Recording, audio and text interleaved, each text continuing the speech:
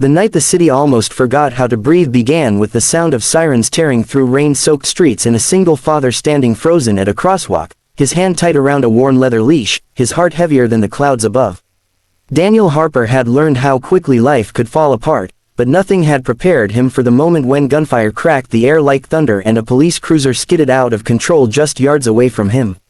In that instant, with bullets echoing and people scattering into shadows, something deep inside Daniel awakened, the kind of instinct that refuses to let fear make the final decision. If you believe in kindness, second chances, and the quiet courage hidden inside ordinary people, take a moment right now to like this video, share it with someone who needs hope, subscribe to the channel, and tell us in the comments where you are watching from, because stories like this connect hearts across the world. Daniel had not always been brave. He was a warehouse supervisor by day and a tired father by night, raising his 8-year-old daughter Lily alone since the accident that took his wife 3 years earlier. Grief had reshaped him, turning laughter into a rare visitor and sleep into a battlefield of memories. The only constant in his life, besides Lily, was Max, a retired military working dog Daniel had adopted when he could not bear the silence of his small apartment anymore. Max carried his own scars, a deep notch in one ear and eyes that watched the world with careful patience, as if always listening for danger.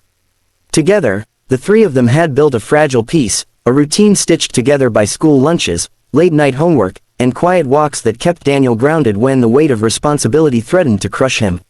That night, Daniel and Max were walking home after picking up groceries, rain slicking the pavement and neon lights bleeding into puddles. The city felt restless, humming with tension. When the gunshots rang out, they were close enough to feel the vibrations in Daniel's chest. A police officer had been ambushed during a routine stop, the cruiser riddled with bullets, its driver slumped and bleeding, pinned down by a shooter hidden somewhere in the darkness. People screamed and ran, doors slammed, windows went dark. Survival told everyone to disappear, to let the chaos swallow the street. Daniel felt fear like a physical force, urging him to turn back, to run, to protect himself so he could protect Lily. His mind flashed with images of his daughter asleep at home, her stuffed bear tucked under her chin, trusting that her father would always come back. He thought of the promise he had made at his wife's grave, that he would be enough, that he would keep their child safe no matter what. His legs trembled, and for a heartbeat he considered retreat. But then he saw the officer, still moving, still alive, alone under fire, and something shifted. Daniel understood what it meant to be helpless, to wait for help that might come too late. He could not look away. Max felt it too. The dog's posture changed, muscles coiling, senses sharpening, years of training rising to the surface. Max had been taught to run toward danger, not away from it, and Daniel realized with a jolt that the leash in his hand was no longer just a connection but a shared decision. With sirens growing louder and gunfire punctuating the night, Daniel did the unthinkable. He ran toward the sound. The street felt endless as Daniel sprinted, rain blurring his vision, heart pounding so hard it drowned out everything else. Bullets struck metal and concrete, sparks flying like fireflies. He pressed himself low, pulling Max along, feeling the dog's strength steady him when his legs threatened to give out. Every step forward felt like a betrayal of common sense, yet also like the only choice that allowed him to remain the man Lily believed him to be. Fear did not disappear, but it transformed, becoming fuel instead of chains. They reached the cruiser in a blur of motion. The officer inside was conscious but fading, blood pooling beneath him, eyes wide with shock and pain. Daniel's hands shook as he assessed the scene, his mind racing through first aid training he barely remembered. Max moved without hesitation, positioning himself between the cruiser and the direction of the gunfire, his body a living shield, teeth bared, a low growl rumbling through his chest like distant thunder. The shooter fired again, and Max lunged, not attacking blindly but forcing the assailant to retreat just enough to buy precious seconds. Those seconds mattered. Daniel dragged the officer from the cruiser, every muscle screaming as he pulled dead weight across slick asphalt. Rain mixed with blood, staining his clothes, seeping into his skin. He felt impossibly small against the violence around him, yet he kept moving, guided by a stubborn refusal to let another life slip away while he stood by.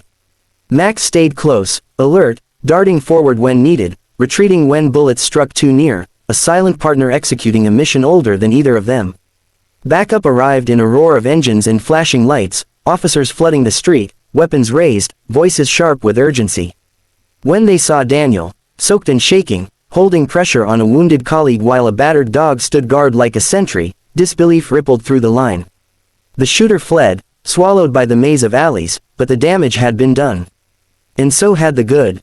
In the aftermath, as medics took over and the officer was rushed to the hospital, Daniel finally felt the weight of what he had done crash down on him.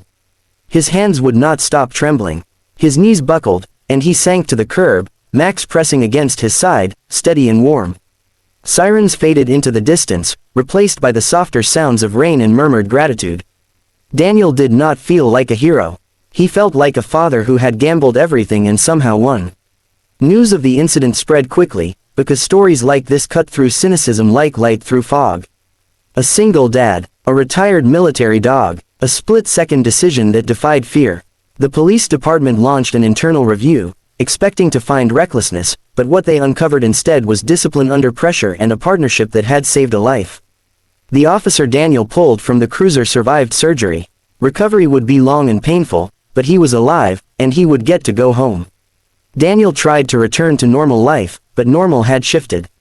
At Lily's school, parents looked at him differently, with a mix of awe and concern. Daniel struggled with guilt, replaying the night over and over, wondering what would have happened if he had not made it back home. Max seemed to sense his turmoil, sticking closer than ever, resting his head on Daniel's knee during sleepless nights. Healing, Daniel learned, was not a straight line. It was a series of quiet choices to keep moving forward. Weeks later, Daniel received an invitation to a police ceremony. He almost declined, uncomfortable with attention, but Lily insisted, her eyes shining with pride. Standing in a packed hall, Daniel felt smaller than ever as officials recounted the events of that night.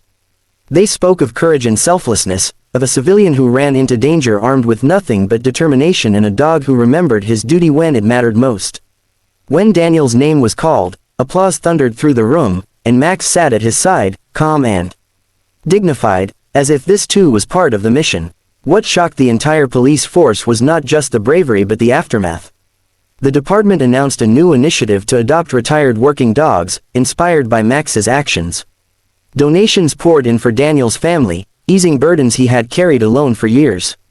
The officer Daniel saved visited their home once he was strong enough, a quiet moment of shared gratitude that needed no words. Lives that would never have intersected became permanently intertwined. Time passed, as it always does, and the memory of Gunfire softened into something less sharp, though never forgotten. Daniel continued to work, to pack lunches, to walk Max through familiar streets. But he walked differently now, with a deeper awareness of how thin the line between ordinary and extraordinary could be. He taught Lily not that the world was safe, but that kindness and courage could carve out safety where none seemed to exist.